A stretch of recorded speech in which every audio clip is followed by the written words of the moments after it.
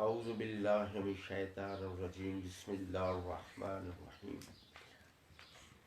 آج یہ 15واں اور 16واں پارہ، 15 کا آخر اور 16 کی شروعات، یہ اس پارے کی تلاوت کرے گا حافظ حنظلہ۔ تو تھوڑا سا میں تعارف کروانا چاہ رہا ہوں کہ ان پاروں میں، 2 پاروں میں کیا کچھ آ رہا ہے۔ آپ نے مصر کا نام سنا ہے نا؟ دنیا کا سب سے پرانا شہر، پرانا علاقہ ہے یہ، اور یہ بر اعظم افریقہ، دنیا کے 4-5 بر اعظم ہے، ان میں سے ایک افریقہ جو بر اعظم ہے اس میں یہ شہر واقع ہے۔ دنیا کا قدیم ترین، سب سے قدیم ترین جو معلوم شہر ہے نا، وہ مصر ہے۔ اس میں بادشاہ تھا ایک فرعون، اور انہوں نے غلام بنا رکھا تھا بادشاہ فرعون نے ایک قبیلے کو، بہت بڑا قبیلہ تھا بنی اسرائیل۔ یہ انبیاء کا قبیلہ تھا۔ حضرت یعقوب علیہ السلام جو ہے نا، یہ جو بنی اسرائیل وہ لقب تھا، تو یہ ان کی آل میں کا قبیلہ تھا۔ تو اس کو اس نے فرعون نے غلام بنا رکھا تھا، اور مصر کا وہ بادشاہ نہ صرف بادشاہ کہلاتا تھا بلکہ وہ کہتا تھا میں اس کا خدا۔ یہ اس مصر کے اندر جو کچھ ہو رہا ہے، یہ نہریں ہیں، یہ کھیتے ہیں، اور یہ ساری چیزیں جو ہے نا، انسان وہ میرے کنٹرول میں، میں ان کا رب ہوں۔ وہ دعویٰ کرتا تھا کہ میں ان کا رب ہوں، میں اس کا پالن ہار ہوں، میرے سوا اس کے علاوہ کوئی نہیں ہو سکتا کہ جو ان کو پال سکے، جو ان کو ان کی دیکھ بھال کر سکے اور ان نہروں کو جاری رکھ سکے۔ تو یہ جو 16واں اور 15 پارہ ہے، اس میں حضرت موسیٰ کا بھی ذکر ہے، فرعون کا ذکر بھی ہے، اور حضرت خضر علیہ السلام کا ذکر بھی ہے، جنہوں نے بہت ساری دانش کی باتیں، عقل کی باتیں، حکمت کی باتیں، اس کائنات کا جو کارخانہ ہے جو وہ اللہ کی حکمت اور اس کی دانائی کے ساتھ چل رہا ہے، جو انسان کو سمجھ میں نہیں آتا عام طور پر، تو وہ چیخ اٹھتا ہے کہ یہ کیسا ہو رہا ہے۔ تو یہ خضر کا واقعہ بھی ہے حضرت موسیٰ کے ساتھ۔ یہ واقعہ ہے حضرت خضر اور حضرت موسیٰ کا۔ کچھ ڈائلاگس ہیں، کچھ اللہ کی حکمتیں کا نحوِ قدرت کیسے چل رہا ہے، اس کو بھی بتایا گیا ہے کہ دیکھو انسان جلد باز بھی ہے، طبیعت میں ہوتی جلد بازی بھی ہے، وہ ان حکمتوں کو نہیں جان پاتا جس سے کارخانہ قدرت چل رہا ہے۔ تو اس میں وہ بھی اشارہ کیا گیا ہے کہ دیکھو اللہ کی حکمت اس کائنات کے اندر کیسے چل رہی ہے، کیسے کار فرما ہے۔ تو میں پہلے کہوں گا کہ یہ تلاوت کریں آپ سب، اس کے بعد پھر میں حضرت موسیٰ کی اس دنیا کے اندر کیسے ولادت ہوئی، کیسے وہ تشریف لائے، اور ان حالات وہ کیسے تھے، اس پر بات کروں گا۔ تو میں پہلے آپ سے کہا ہے کہ مصر دنیا کا قدیم جو سب سے پرانا شہر یا ملک مصر، جس کو دریافت کیا ہے دنیا، یا بنایا گیا تھا یا دریافت کیا گیا تھا، بہت قدیم شہر، قبل مسیح سے بھی کہیں بہت پہلے، اس کی تاریخ بہت پہلے۔ وہاں ایک حکمران تھا، فرعون نام تھا اس کا۔ وہاں کے بادشاہ کو ویسے بھی فرعون کہتے تھے۔ تو فرعون جو تھا وہ وہاں کا بادشاہ تھا، نہ صرف بادشاہ تھا بلکہ وہ کہتا میں رب ہوں، میں ہی پالن ہار ہوں، یہ نہریں میرے حکم سے چل رہی ہیں، یہ انسان میرے حکم سے گھوم پھر رہے ہیں، یہ عمارتیں اور یہ بلڈنگیں اور یہ ساری کچھ، میں اس کا رب ہوں، میں پالن ہار ہوں، خدائی کا دعویٰ کیا۔ تو وہاں ایک قبیلہ تھا بنی اسرائیل۔ بنی اسرائیل جو ہے نا وہ لقب ہے حضرت یعقوب کا۔ تو حضرت یعقوب کا لقب ہے، اور اسی قبیلے کا نام پھر آگے چلتا چلا گیا۔ تو موسیٰ، حضرت موسیٰ علیہ السلام بھی حضرت یعقوب بنی اسرائیل کے افرادوں میں سے ایک فرد تھے جو نبی ہوئے۔ تو ان پیدائش کا میں ان کا واقعہ تھا۔ تو غلام بنا رکھا تھا بنی اسرائیل کو، فرعون نے اپنا غلام بنا رکھا تھا۔ تو غلام کا بناتے ہی ایک سارے کام اب جو کرانے ہوتے ہیں چھوٹے موٹے، ان سے سارا مشقتیں بھی کراتا تھا، محنتیں بھی کراتا تھا، اور ان کو ظلم بھی بہت ڈھاتا تھا۔ اس کو خواب میں آیا یا کسی نجومی نے یا کسی اس کے معتبر بندے نے اسے بتا دیا کہ تمہاری سلطنت میں، تمہارے ملک کے اندر، بنی اسرائیل کے اندر ایک ایسا بچہ پیدا ہوگا، ایسا لڑکا پیدا ہوگا تمہاری سلطنت کے لیے نقصان دہ ہوگا، اس کو ملیمیٹ کر دے گا، تمہارے لیے بہت نقصان دہ ہوگا۔ جب اس کو یہ معلوم ہوا کہ بنی اسرائیل میں سے ایک بچہ پیدا ہوگا جو میری سلطنت کے لیے بڑا نقصان دہ ہوگا، تکلیف دہ ہوگا میرے لیے، تو اس نے حکم کیا، اپنے مشورہ کیا کہ اب کیا کیا جائے۔ غور و فکر بعد یہ ہوا کہ بنی اسرائیل میں سے جتنے بچے پیدا ہوں میل لڑکے، ان کو تو قتل کر دیا جائے اور لڑکیوں کو رہنے دیا جائے، تاکہ ان سے ہم کام کرواتے رہیں۔ لیکن جسے اللہ رکھے اسے کون چکھے۔ جو کچھ ہونا تھا وہ اللہ کی حکمت سے ہوا کہ حضرت موسیٰ علیہ السلام اس دنیا میں آنا تھا، اور وہ سب کچھ واقعہ ہونے تھے جو قرآن میں پیش آئے، جو بتائے گئے۔ تو وہ بہرحال ہوا کیا کہ وہ بے تحاشا لڑکے وہ اس نے قتل کروا دیے جو پیدا ہوتے تھے۔ حضرت موسیٰ کا وقت آ گیا پیدائش کا، تو بہرحال وہ اللہ نے دنیا میں ان کو بھیج دیا۔ وہ جو اس کے کارندے تھے گھوم پھر کے دیکھنے والے کہ جو کون بچہ کہاں پیدا ہو رہا ہے لڑکا، تو ان کی ماں تک یہ خبر پہنچ گئی کہ ہمارے گھر کے اندر وہ تلاشی کے لیے آ رہے ہیں۔ تو اللہ نے ان کو وحی کی اس کی ماں کو کہ تم اس کو تندور میں ڈال دو۔ اللہ کے حکم سے انہوں نے ان کو تندور میں ڈال دیا۔ ماں تھی، بڑا دل چاہیے تھا، لیکن اللہ کا اس کا اشارہ تھا، اس کے پیچھے اس کی حکمت اور دانائی تھی، انہوں نے اس کو تندور میں ڈال دی۔ آئے سارے تلاشی لیے اور دیکھا کہ ہے ہی کوئی نہیں تھا، چلے گئے وہ۔ انہوں نے پھر اس کو جب چلے گئے تندور سے نکالا، اپنی گود میں لیا، دودھ پلایا۔ پھر کیونکہ ان کے کرندے گھوم پھرے ہوتے ہیں چاروں پاسے، تو اللہ نے حکمت سے کہا کہ بھئی یہ اس کا طریقہ یہی ہو سکتا ہے کہ تم اسے نا ایک صندوق بناؤ لکڑی کا، اس کے اندر اس کو ڈال دو اور دریائے نیل کے سپرد کر دو، پھر میں اس کی حفاظت میرے ذمہ ہے۔ انہوں نے یہی کیا، ایک لکڑی کا باکسہ بنایا، اس کے اندر اپنے بیٹے کو حضرت موسیٰ کو ڈال دیا، اور بیٹی کو کہا کہ اس کو دریائے نیل کے سپرد کراؤ اور دیکھو کہاں جا کے یہ رکتا ہے۔ تو بیٹی نے لے کے گئی صندوق، تو جا کے اس نے دریائے نیل کے کنارے پہ چھوڑ دیا اس کو، اور ساتھ ساتھ چلتی چلی گئی۔ دیکھا کہ وہ صندوق جو ہے نا دریائے نیل کے اوپر اس بادشاہ کا محل تھا، اور اوپر ملکہ اور اس کی جو ساری جو اس کی وزیر سفیر تھے یا اس کے ادارے نوکر جا کر تھے، ساتھ ساتھ لونڈیاں تھیں وہ پیچھے کھڑی تھی۔ تو کیا وہ بھی لڑکی جو ہے نا اس حضرت موسیٰ کی بہن، وہ چھپ کے کھڑی ہو گئی ایک طرف۔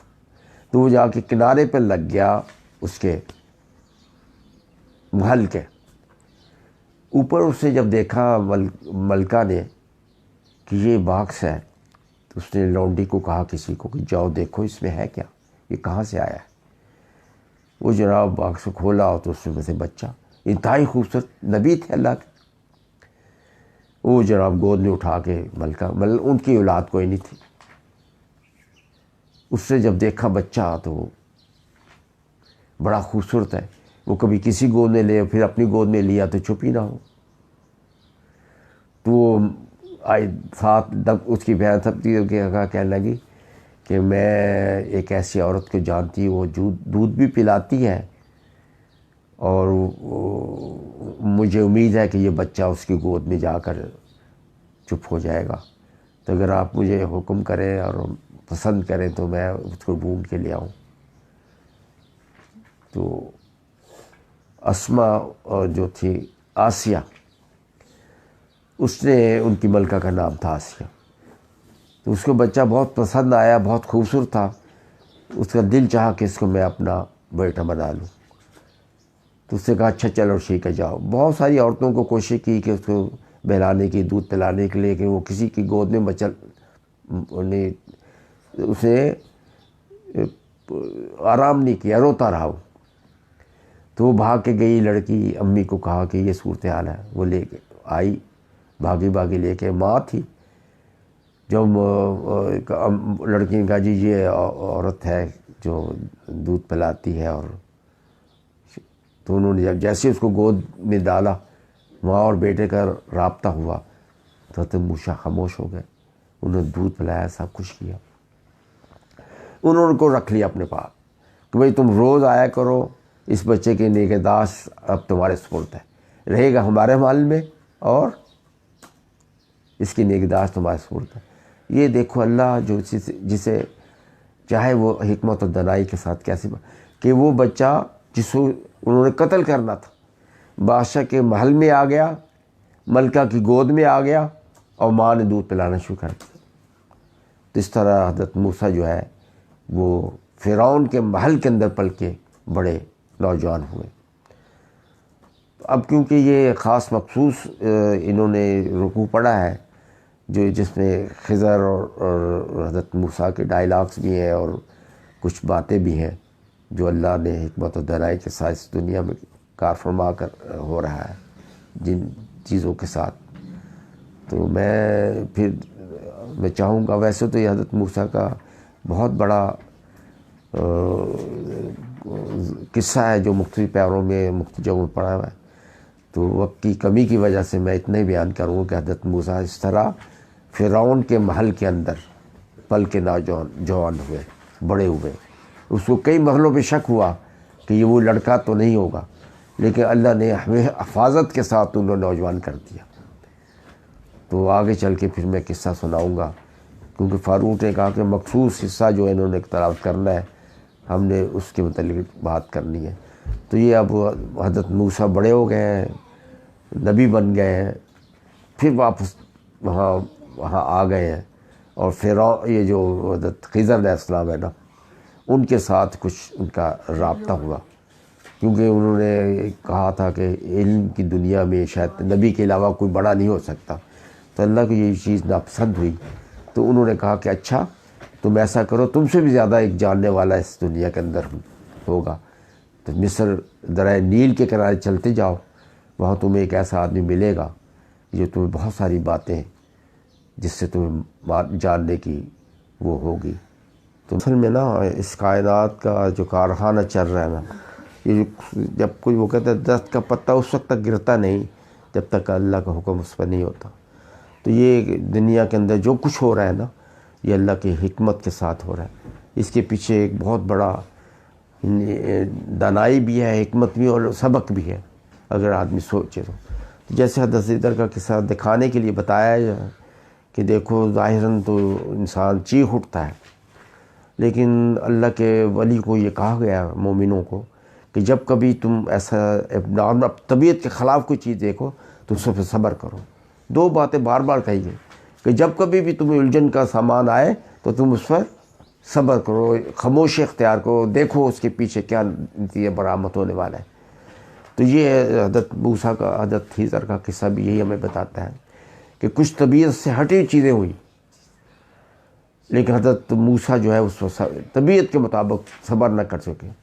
تو نتیجہ یہ کیا ہوا، تو ان کا سفر جو ہے نا کچھ عرصے کے بعد توڑ دیا گیا کہ بس اب ختم کرو.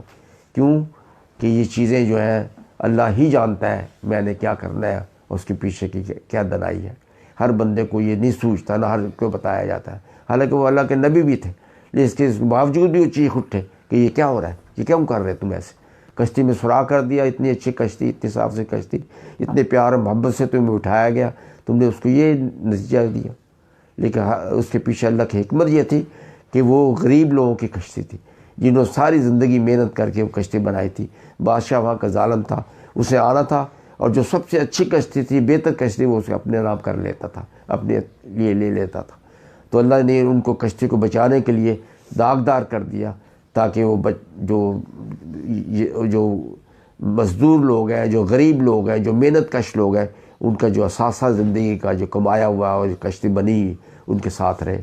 تو یہ تھوڑی سی داغداری کے بعد انہوں نے، یہ اللہ کی حکمت تھی جو کہ ظاہراً سمجھ نہیں آ پا رہی تھی، لیکن وہ فرشتہ بھیجا گیا تھا انسانی صورت میں جو کہ یہ سب کچھ کروا رہا تھا، کر رہا تھا، تاکہ حضرت موسیٰ کو بتایا جائے کہ صبر بھی ایک چیز ہے، اور حکمت و دانائی جو ہے اللہ کی وہ ہر آدمی اتنی جلدی نہیں پاتا، اس کے لیے بڑا غور اور فکر اور صبر کرنا پڑتا ہے. دوسرا آگے گئے تو ایک نوجوان بچے کھیل رہے تھے وہاں سمندر کے کنارے پر، ایک بچہ ان کے ساتھ آ کے ٹکرایا، انہیں ایک تھپڑ لگایا تو وہیں مر گیا وہ. تو وہاں بھی وہ چیخ اٹھے، برداشت نہ کر پائے کہ یہ تم نے کیا کاٹا. طبیعت کا ایک ملان ہوتا ہے نا کہ یہ کیا کیا تم نے. وہ بیچارہ تھا رات، اس میں بھی وہ صبر نہیں کر سکے. تو انہوں نے پھر بتایا کہ اللہ میاں نے، اس کے جو والدین تھے بڑے نیک و پارسا تھے، بڑے اللہ کے برگزیدہ بندے تھے، بڑا نام ان کا تھا اپنے عہد میں، لیکن یہ بچہ جو کہ آگے چل کے اس نے وہ حرکتیں کرنی تھی خرابیوں کی کہ ان کا نام جو ہے خراب ہو جاتا. تو اللہ نے چاہا کہ اس کو یہیں اسی عمر میں ختم کر دیا جائے. اس کے بدلے میں اللہ نے ان کو بہتر اچھی اولاد دینے والا تھا. پھر آگے گئے تو ایک شہر میں گزرے تو وہاں تھک چکے تھے، تقاضا کیا کسی سے کھانے پینے کا. تو انہوں نے کہا ہٹو تم کیا یہاں آگے بھیک مانگے. انہوں نے اس کو پورا بھلا کہا. آگے دیکھا دیوار گر رہی تھی تو انہوں نے اس کو تعمیر کر دیا دونوں نے مل کر، اور اجرت بھی نہیں لی گھر والوں سے. انہوں نے حضرت موسیٰ وہاں بھی بول اٹھے کہ یہ آپ نے کیا کیا. گھر والوں کا تو ایٹیچیوڈ یہ رہا کہ انہوں نے ہمیں اتنی سختی تھی، کھانے کو نہیں دیا اور آپ نے ان کی دیوار بھی کٹھی کی اور کوئی اجرت بھی نہیں لی. تو اس پہ بھی انہوں نے بتایا کہ اس میں اللہ کی یہ حکمت تھی کہ یہ بچے یتیم یہاں رہتے ہیں 2-4، ان کے بزرگوں نے، ان کے والدین نے اس دیوار کے اندر جو ہے نا ان کے لیے یہ اپنی جو ہے نا خزانہ یا ان کے لیے زندگی میں چلنے کے لیے کچھ چیزیں رکھی درند، تاکہ آئندہ بڑے ہوں تو ان کو دقت نہ ہو. تو اگر یہ گر جاتی تو پھر بہت سارے لوگ جو اس میں رہتے ہیں بڑے، وہ اس کو کھا پی جاتے ہیں. تو اس لیے خزانے کو بچانے کے لیے، تاکہ وہ بالغ ہو کر خود ہی اس میں سے اللہ کے اشارے سے دیوار توڑ کے اس میں نکال لیتے. تو ایسی یہ ساری چیزیں جو ہے نا اللہ کہتا ہے کہ میں حکمت و دانائی کے ساتھ دنیا میں کر رہا ہوں جو نظر نہیں آتی. جیسے ابھی اس نے کہا کہ یہ جو کرونا کہہ رہے ہیں، اس کے اندر بھی اللہ کی ایک حکمت ہے کہ لوگ اللہ کی طرف رجوع کر ڈالیں، لوگ اللہ کی طرف آ جائیں. اور وہ جو غرور و تکبر کہتے ہیں ہم خدا ہے، ہم بڑی سپریم طاقت ہے، ہمیں کوئی کچھ نہیں کہہ سکتا، اللہ نے دکھا دیا میں کچھ کر سکتا ہوں. ہزاروں آدمی مر رہے ہیں اٹلی میں، ہزاروں آدمی برطانیہ میں مر رہے ہیں، ہزاروں آدمی جو ادھر اس کا کوئی علاج نہیں کر پا رہے. وہ یہ کہتے ہیں سپریم ہے، ہمارے بغیر پتہ نہیں ہل سکتا، آج اپنی لاشیں اٹھانے کے لیے مجبور ہو گئے. یہ ہے اللہ کی حکمت ہوتا ہے. اور مسلمانوں کو یہ سبق ہے کہ جب کبھی بھی اس طرح آئے صبر کرو، میری طرف رجوع کرو، اپنے گناہوں کا استغفار کرو، تو بھی تم پاؤ گے تمہیں اپنی زندگی کا سکون مل جائے. اس لیے مسلمان زیادہ مطمئن ہے ہم اس ہنگامے کے اندر. مسلمان اللہ کے ساتھ تعلق پیدا کرنے کی وجہ سے زیادہ مطمئن ہے. ڈر و خوف کے ہم اپنے یہاں گھر میں دیکھتے ہیں، ہمیں کوئی خوف نہیں ہے، ہمیں کوئی ڈر نہیں. موت نے جب آنا ہے اس سے آ کے رہنا ہے. 100 کلو کے اندر بھی بند ہوگا تو بندہ اللہ کو پیارا ہو جائے. وہ اوپن مر رہے ہیں. یورپ امریکہ میں آپ دیکھیں روز 400 500 200 300 آدمی وہاں سے لاشیں اٹھائی جا رہی ہیں. وہ بتا رہا ہے کہ دیکھو سپریم طاقت میں ہوں، میرے خاتمے اس کائنات کے اندر حکمرانی کا حق میرے پاس ہے. جب چاہوں جس کو چاہوں، وہ جو سپریم ہے ان کو میں نیچے زمین کے، اب وہ سجدے کر رہے ہیں سڑکوں کے اوپر، اللہ سے توبہ کر رہے ہیں، بتا رہے ہیں کہ دیکھو سپریم پاور تم نہیں ہو، میں ہوں. تو یہ ہے اللہ کی حکمت اور یہ دانائی، یہ ساری باتیں. مومن بندہ جو ہوتا ہے وہ ان ساری چیزوں کے اندر کیا پاتا ہے؟ صبر کرتا ہے. اور صبر اس لیے اللہ میں کہ نماز اور صبر سے تم نماز اور صبر کو اپنے ساتھ رکھو گے تو تمہیں دیکھو گے اطمینان اور سکون اور بہت ساری چیزیں راحت کی تمہیں ملیں گی اس کے اندر. آج ہم یہ دیکھتے ہیں مسلمان ممالک، خاص طور پاکستان، اس طرح بھی آپ دیکھ ٹی وی ریڈیو کے اندر ایک قیامت لگی پڑی ہے، لیکن مومن جو بندے ہیں وہ لگتا ہے رجوع کیے ہوئے ہیں، اس کی طرح گڑگڑا رہے ہیں، توبہ کر رہے ہیں، اپنے گناہوں کی پناہ مانگ رہے ہیں، اپنے گناہوں کا اقرار کر کے اس کے سامنے توبہ کر رہے ہیں. تو اللہ نے ہمیں اطمینان بھی دے رکھا ہے. تو اس لیے اطمینان، سکون اور راحت پانے کے لیے صبر اور نماز کا دامن ہم نے رکھنا ہے. اس میں یہی ملتا ہے کہ کچھ چیزیں انسان کو نظر آتی ہیں یہ چیز ہونی نہیں چاہیے، لیکن اللہ کی حکمت جانتی ہے کہ کیوں کر رہا ہے وہ. یہ جس طرح کہا ہے کہ بچوں کو اگر وہ نہ مارتا تو اس نے خاندان کا پورا نام بدنام کر کے رکھ دیا. اس کشتی کو اگر داغدار نہ کرتا تو کشتی ان کے ہاتھ سے نکل جاتی، بادشاہ لے جاتا. اور اس دیوار کو گر جاتی، جیسے گرنے والی تھی، تو خزانہ ان کا وہی بڑے کھا جاتے، وہ یتیم کے یتیم بیچارے رہ جاتے. تو ظاہراً تو حکمت نظر نہیں آئی، ظاہراً تو کچھ چیز نظر نہیں آتی تھی، لیکن اس کے پیچھے کتنا بڑا سبق تھا، کتنی بڑی رکھوالی تھی اللہ نے کی یتیم بچوں کی، کتنی بڑی رکھوالی کی کشتی والوں کی، کتنی بڑی رکھوالی کی اس خاندان کی جس نے اللہ کو یاد کر کے اس کو بنوا لیا ہوا تھا، اور اس بچے نے نالائکی کر کے خرابیاں کر کے ان کو بدنام کرنا تھا. اسی طرح یہ کورونا وائرس جو ہے ہمیں دعوت دیتا ہے کہ ہم خدا کے، جیسے حضرت علی کا قصہ بتایا کہ اگر آپ خدا کے نزدیک ہو جاتے ہیں اس واقعے سے، اس حالات سے، تو سمجھ لو کہ وہ آپ کے لیے اللہ کی طرف سے انعام ہے. اور اگر آپ اللہ سے دور ہو جاتے ہیں، جیسے کہ دنیا ہو جاتی ہے بات کو ڈر اور خوف کی وجہ سے، اور وہ اپنی ذات کے اندر گم ہو جاتے ہیں، جیسے امی یا بڑے جتنے لوگ ہیں وہ پریشان حال ہے کہ دنیا یہ ہو کیا رہا، قیامت برپا ہو گئی.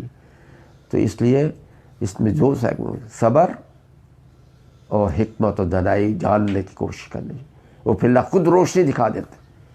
اللہ پھر کیا خود ان واقعات کو آپ کے ساتھ وقت کے ساتھ بتاتا ہے کہ میں نے ایسا کیوں کیا تھا. یہ کورونا آپ کو خود بتا دے گا کہ غرور و تکبر کا والوں کے انجام کیا کیا، اور جو اللہ کے صابر بندے ہیں ان کے ساتھ کتنی راحتیں میں نے کی، کتنا اطمینان کیا، کتنا میرے نزدیک ہوئے، کتنے میں نے ان کو اچھائی کی طرف لٹا دیا، کتنے ان کے راستے میں بہتری کو کھول دی. تو یہ ہے اصل چیز، اور یہ ہے اصل واقعہ جو ہمیں یاد رکھنا چاہیے کہ ایسے کرائسس میں بجائے اس کے گھبرانے کے اللہ کی طرف رجوع ہو کر اس سے استغفار مانگنی چاہیے، اور اللہ سے کہنا چاہیے پر یار اس کے پیچھے جو تیری حکمت ہے وہ ہمیں دکھا دے، تاکہ ہم صبر کرنے والوں میں ہو جائیں. اللہ میں ہمیں اللہ کی حکمتوں کو